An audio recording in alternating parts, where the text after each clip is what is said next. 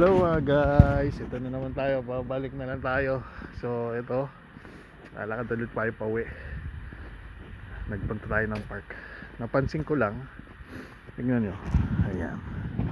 Dati nung nasa Pilipinas ako maitim to kasi nagmomotor ako.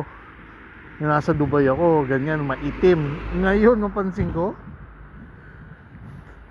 namumuti, parang putla sa lamig eh.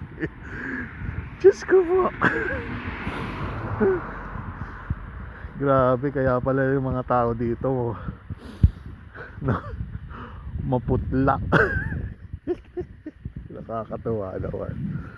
Namumutla na ako, parang ano, akala nyo parang red, hindi, white, parang nagawa-white na ako. Anyway, salamat.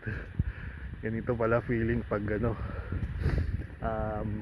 nasa malamig na area. Diyos ko, hindi mo kayang ilagay mo yung kamay mo sa labas. Dapat may ka-gloves ka.